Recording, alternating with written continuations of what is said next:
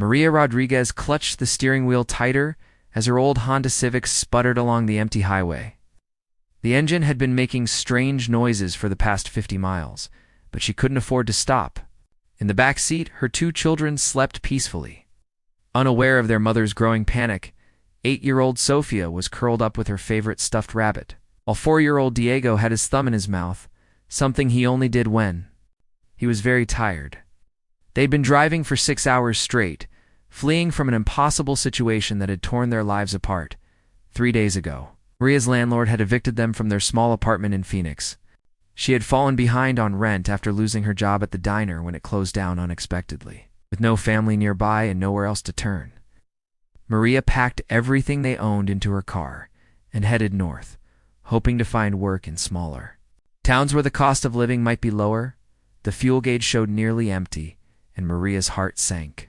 She had $43 left to her name, barely enough for gas and maybe one meal for the children. The December wind howled outside, and snow had started falling an hour ago. Weather reports warned of a severe storm moving through the mountains. Maria pulled into a gas station in a tiny town called Cedar Ridge. The place looked almost abandoned, with only one pump working and a small convenience store that had seen better days. She counted out $15 for gas, leaving $28 for everything else they would need. While the tank filled, Maria studied the map on her phone. The next town was 60 miles away through mountain passes. The weather was getting worse, and her car wasn't equipped for snow driving.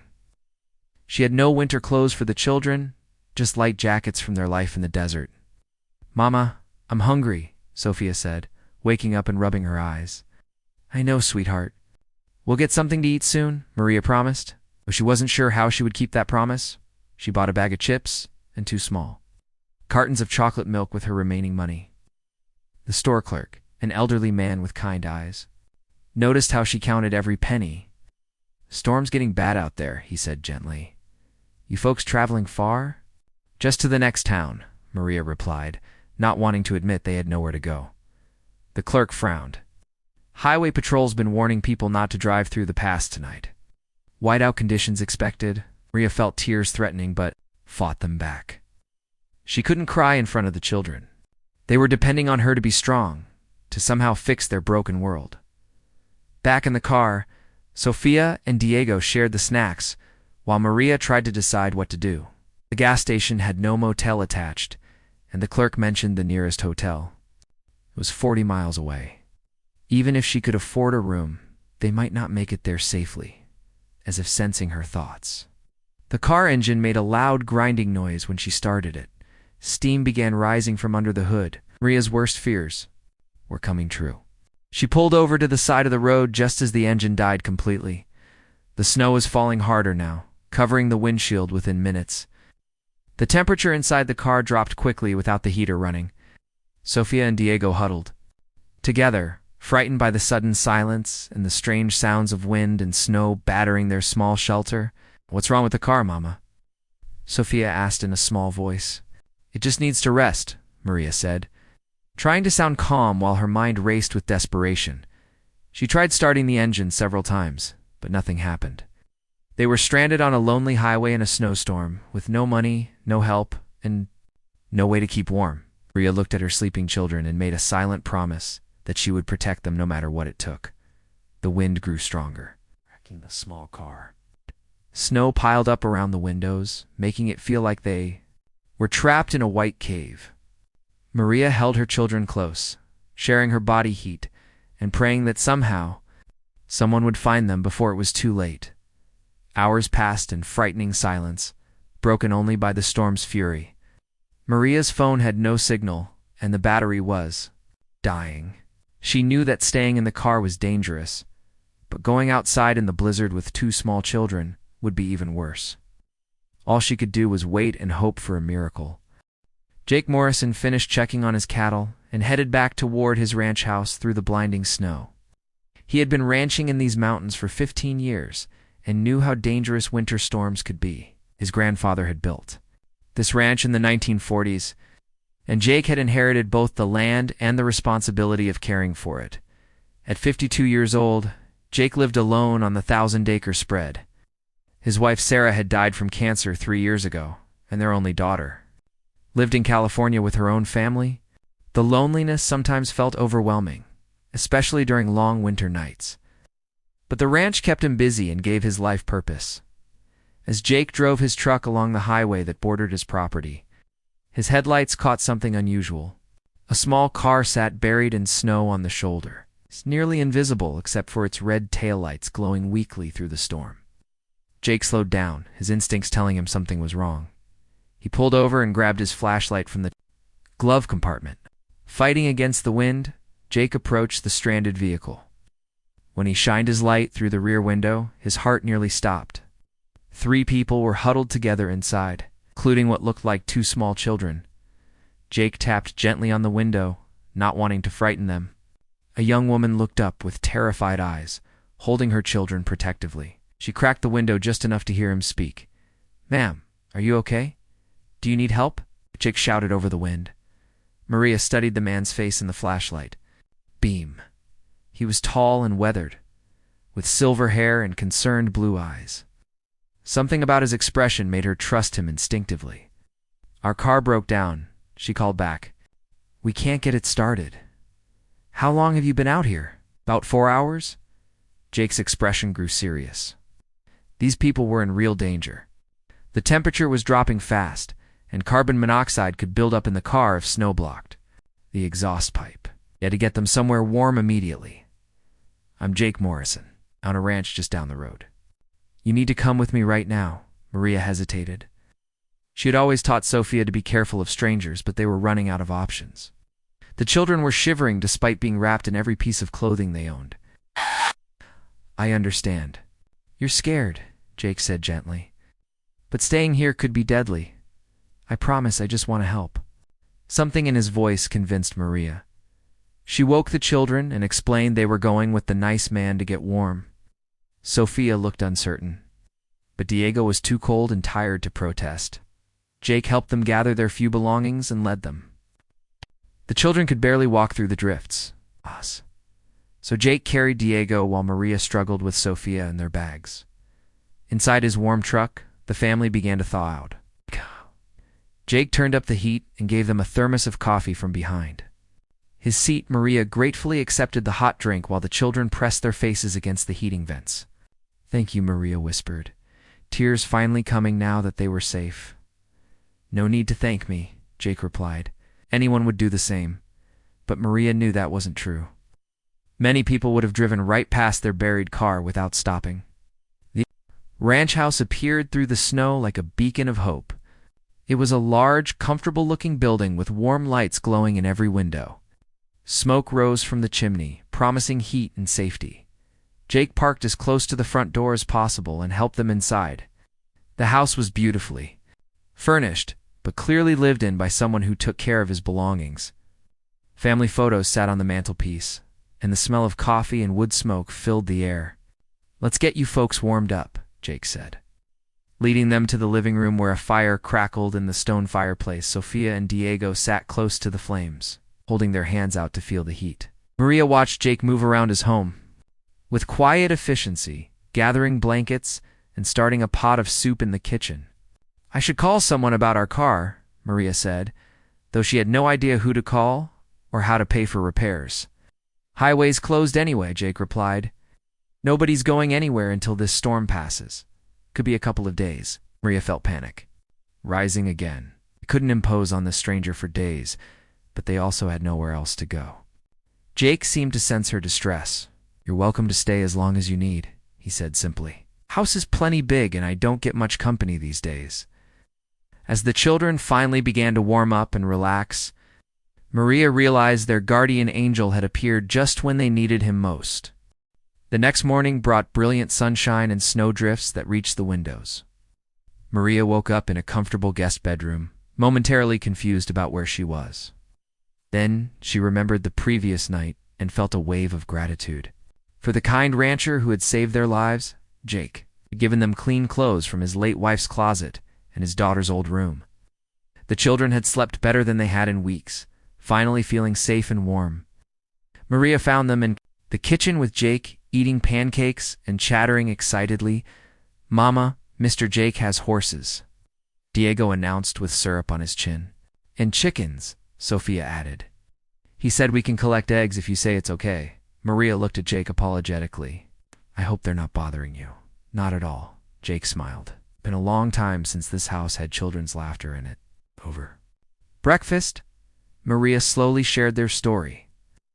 She told Jake about losing her job, the eviction, and their desperate flight north looking for a fresh start. Jake listened without judgment, occasionally asking gentle questions but never making her feel ashamed of their circumstances. "I had some money saved," Maria explained, "but Diego got sick last month and the hospital bills took everything. Thought if we could just get to Oregon, maybe find work in a smaller town. ... Double quotes. Jake nodded thoughtfully. He had seen plenty of families struggle during hard economic times. Good people could find themselves in impossible situations through no fault of their own.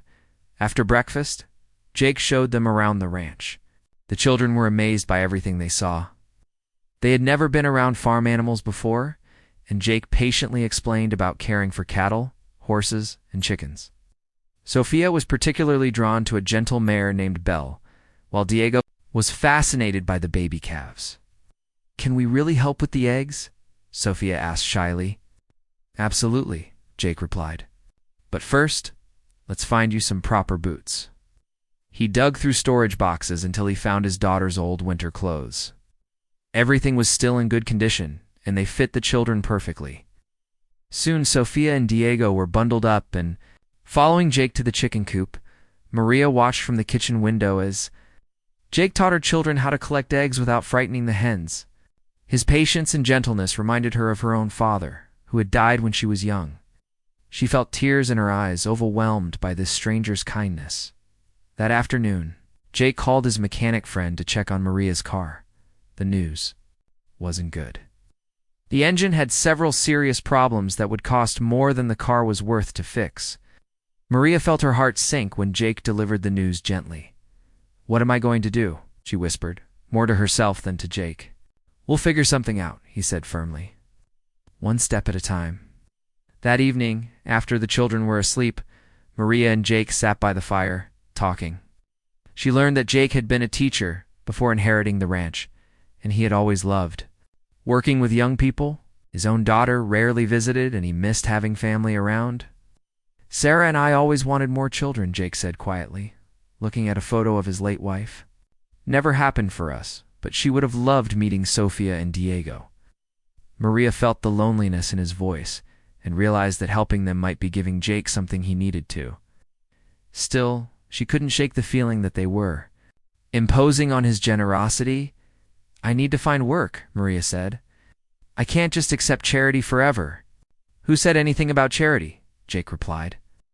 "Ranch work is hard, especially for someone my age. Could use some help around here." Maria looked at him suspiciously. "You don't need to create a job just for us." "I'm not," Jake insisted. "Ben, thinking about hiring help for months. You showed up at the right time." Over the next few days, Jake proved he was serious. He showed Maria the ranch's bookkeeping system, which was hopelessly behind. Bills were stuffed in drawers and important. Papers were scattered everywhere. Sarah had handled all the paperwork before her illness, and Jake had been struggling to keep up ever since. "I can organize this," Maria said, studying the chaos. She had worked as an office manager before taking the diner job. Jake also needed help with the house. Cooking, cleaning, and laundry were chores he managed poorly while trying to run the ranch. Maria could see dozens of ways she could contribute to the operation: room and board plus a fair salary Jake offered, and the children would have stability. Good schools. Maria felt hope stirring in her chest for the first time in months. Maybe their car breaking down had been a blessing in disguise. 2 weeks later, Maria had transformed Jake's chaotic office into an organized system. She created filing systems for veterinary records, feed receipts, and tax documents. The ranch's finances, which had been a source of stress for Jake, were now clearly tracked and managed. Sophia and Diego had settled into ranch life like they were born to it. Every morning they helped Jake feed the animals before getting ready for school. The local elementary school had welcomed them warmly, Both children were thriving in the small-town environment. Jake found himself looking forward to each day in ways he hadn't since Sarah's death. The house felt alive again with Maria's cooking smells and the children's voices. He caught himself humming while doing chores, something he thought he'd never do again. Maria had been hesitant to accept Jake's job offer at first, worried it was motivated by pity rather than genuine need. But as she dove into the ranch's operations, she realized Jake had been telling the truth. He desperately needed organized help, and she was genuinely good at providing it. "The feed supplier has been overcharging you for 6 months," Maria told Jake one evening over dinner. "How can you tell?" Jake asked. "I compared the invoices to last year's prices. They raised rates without notice and hoped you wouldn't catch it." Jake shook his head in amazement. "Sarah always handled those details. I never was good with paperwork." Maria had already called the supplier and negotiated a better rate going forward, plus a credit for the overcharges. Small victories like this were saving the ranch hundreds of dollars each month. The children were adapting beautifully to their new life. Sophia had made friends at school and joined the after-school art program, loved drawing pictures of the ranch animals and always gave them to Jake, who proudly displayed every one on the refrigerator. Diego had overcome his initial shyness and now chattered constantly about the animals. He had adopted a barn cat named Patches and insisted on carrying her everywhere. Jake had never seen a 4-year-old so gentle with animals. One Saturday morning, Jake took the family into town for supplies. Cedar Ridge was small, but it had everything they needed: a grocery store, hardware shop, and diner. People were friendly and welcoming, asking about the children and treating Maria like she'd lived there for years. At the feed store, Jake introduced Maria, 2 other local ranchers. They were impressed by her knowledge of ranch operations and her suggestions for improving efficiency. Word spread quickly in the small community that Jake Morrison had found himself an excellent manager. "Never seen Jake this happy since Sarah passed," commented Mrs. Peterson, who ran the general store. Maria blushed at the observation, but couldn't deny that Jake seemed more relaxed and cheerful than when they first met. The loneliness that had shadowed his eyes was gradually fading. That afternoon, Jake surprised the children by saddling up Belle, the gentle mare Sophia had fallen in love with. He had been giving them riding lessons, and today felt like the right time for their first real trail ride. Sophia was nervous but excited as Jake helped her into the saddle. Diego rode in front of Jake on his larger horse, chattering excitedly about everything they saw. Maria walked alongside, taking pictures with her phone and marveling at how much their lives had changed as they rode through Jake's property, pointed out boundaries, and explained how the ranch operated. Maria realized he was sharing knowledge, like a father teaching his children about their inheritance. The thought both warmed and worried her. That evening, after the children were asleep, Maria brought up her concerns. "Jake, you're being incredibly generous, but I don't want you to get too attached," she said carefully. "This might not be permanent." Jake looked hurt. "Have I done something wrong?" "No, not at all. But you've built a life here and we're just passing through. I don't want the children to get so settled that leaving becomes traumatic." Jake was quiet for a long time, staring into the fire. When he spoke, his voice was soft but determined. "Maria, I'm going to ask you something, and I want you to think about it carefully before answering." She nodded, sensing the importance of whatever he was about to say. "What if this didn't have to be temporary? What if you and the children could stay permanently?" Maria's heart started racing. "What do you mean?" "I mean exactly what I said. Okay. Make this your home. Let me be the family you need, and let you be the family I need." The offer hung in the air between them, full of possibility and fear.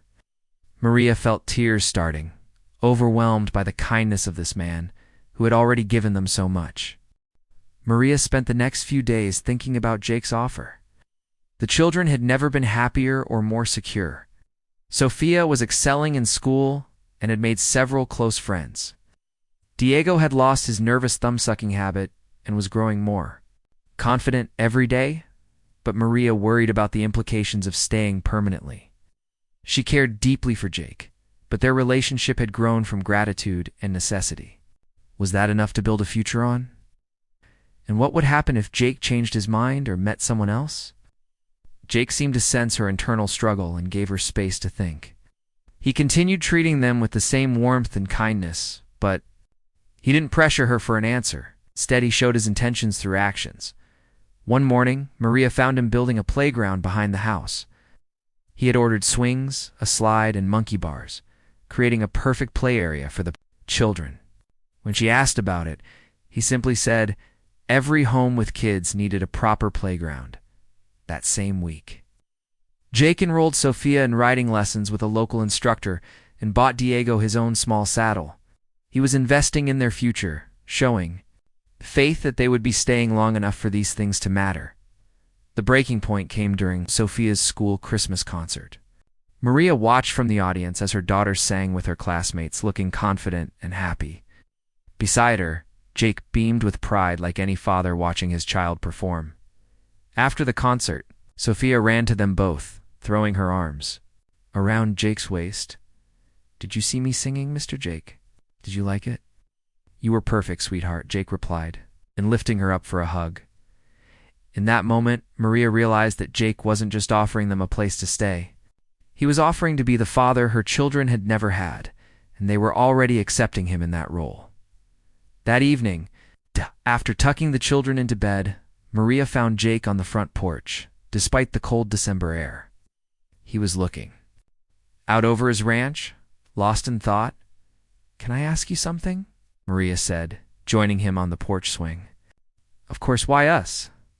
You could have any woman in this county. Why would you want to tie yourself down with someone else's children?" Jake turned to look at her directly. "Because those children feel like mine already. And because you've brought life back to this place in ways I never expected." He paused, choosing his words carefully. "I loved Sarah completely, and I'll always miss her. But she's been gone 3 years, and I was dying inside from loneliness. You and Sophia and Diego saved my life just as much as I saved yours." Maria felt her last barriers crumbling. "What exactly are you asking me, Jake?" "I'm asking you to marry me," he said simply. "Not because you owe me anything, but because I love you and those children. I want to adopt Sophia and Diego legally and give them my name. I want us to be a real family." The proposal caught Maria completely off guard. She had been thinking in terms of a long-term arrangement, not marriage. But as she looked at Jake's honest, hopeful face, she realized her feelings for him had grown far beyond gratitude. "I need time to think," she whispered. "Take all the time you need," Jake replied. "Just know that I'm serious about this. I've never been more certain of anything in my life." The next morning, Maria called her sister Rosa in California. She hadn't spoken to family since leaving Phoenix, too ashamed to admit how desperate their situation had become. "Maria, where have you been? I've been so worried," Rosa exclaimed. Maria told her sister everything that had happened. From the eviction to finding sanctuary with Jake, Rosa listened without interrupting, occasionally gasping at particularly dramatic parts of the story. "So this rancher wants to marry you and adopt the children?" Rosa said when Maria finished. "Yes, and I think I want to say yes, but I'm scared." "Scared of what? What if it doesn't work out? What if he changes his mind? The children are so attached to him already." Rosa was quiet for a moment. "Maria, you've been running scared for months. Maybe it's time to stop running and start trusting." That afternoon, Maria watched Jake teaching Diego how to rope a fence post. The little boy was concentrating intensely, his tongue sticking out with effort. When he finally got the rope around the post, Jake cheered like Diego had won an Olympic medal. Sophia was nearby grooming Belle with Jake's patient instruction.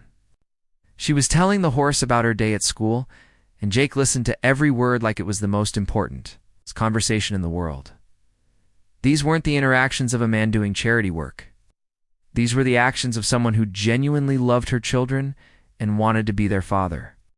On Christmas morning, Maria found her answer. She woke up early and went to the kitchen to start coffee. But Jake was already there, preparing a special breakfast for the children. Under the Christmas tree sat carefully wrapped presents for Sophia and Diego, along with smaller gifts for Maria. The children raced downstairs in their pajamas, eyes wide with excitement. They had never had such an elaborate Christmas before. Jake had bought Sophia an art set and Diego a collection of toy ranch animals. For Maria, he had chosen a beautiful silver necklace with a small heart pendant. It was Sarah's, Jake explained quietly. She would want you to have it. Maria touched the necklace with trembling fingers, understanding the significance of the gift. Jake wasn't trying to replace his late wife, but he was ready to love again and wanted Maria to be part of his life completely. After breakfast, while the children played with their new toys, Maria asked Jake to take a walk with her. He strolled through the snow-covered pastures, their breath visible in the crisp morning air. "I have something to tell you," Maria began. Her heart pounding, Jake stopped walking and turned to face her, hope and fear battling in his expression. "I've been thinking about what you asked me," she continued, "about marriage and adoption and becoming a family, and—" Jake prompted gently. "My answer is yes," Maria said, tears streaming down her face. "Yes to all of it." Jake's face lit up with pure joy. He swept Maria into his arms and spun her around, both of them laughing and crying at the same time. When he set her down, they held each other tightly, feeling the rightness of their decision. "Are you sure?" Jake asked, needing to hear her confirm. "It again, I'm sure," Maria replied. "The children adore you, and I love you, Jake, not because you saved us, but because of who you are." They were married 3 months later in the small church in Cedar Ridge. Sophia served as maid of honor, carrying a bouquet of wildflowers, while Diego was the ring bearer, proudly walking down the aisle with the rings tied to a small pillow. The entire town attended the wedding, celebrating the union of their beloved rancher with the woman who had brought such joy back into his life. Mrs. Peterson cried through the entire ceremony, and even the gruff hardware store owner was seen wiping his eyes. Jake's daughter flew in from California for the wedding, initially skeptical about her father's quick engagement. But when she saw how happy Jake was and how naturally the children had bonded with him, her doubts evaporated. She welcomed Maria and the children into the family with genuine warmth. The adoption process took several more months, but eventually Sophia and Diego officially became Sophia and Diego Morrison. The children were thrilled to have Jake's last name and to know they truly belonged somewhere. 5 years later, the Morrison family ranch had grown and prospered under Maria's efficient management and Jake's experienced guidance. Sophia, now 13, was an accomplished rider who helped train horses. Diego, 9 years old, could handle cattle like a seasoned cowboy. Maria had given birth to baby Emma 2 years after the wedding, completing their family circle. Jake was a devoted father to all 3 children, making no distinction between his biological daughter and his adopted ones. On quiet evenings, Jake and Maria would sit on their porch swing, watching their children play in the yard they had built together. Sometimes they talked about that snowy night when their lives had intersected, marveling at how a broken-down car in a winter storm had led to such happiness. "Do you ever wonder what would have happened if I hadn't driven down that highway that night?" Jake asked one evening. "Try not to think about it," Maria replied, shuddering at the memory. "But I believe things happen for a reason. We were meant to find each other." Jake nodded, pulling her closer. "Sarah used to say that broken things could be made beautiful again if you had the right hands to fix them." She was wise, Maria said, touching the heart necklace she still wore every day. "She would have loved you and the children," Jake said. "With certainty, she would be happy that we found each other." As the sun set over the Montana mountains, painting the sky in brilliant shades of orange and pink, the Morrison family gathered on their porch. Sophia read to baby Emma, while Diego taught his new puppy to sit. Maria and Jake watched their children with grateful hearts, knowing they had been blessed with a second chance at happiness. The old ranch house that had once echoed with loneliness now rang with laughter and love. What had started as a rescue in a snowstorm had become a beautiful family built on kindness, trust, and the courage to love again. Sometimes the most unexpected journeys lead to the most precious destinations.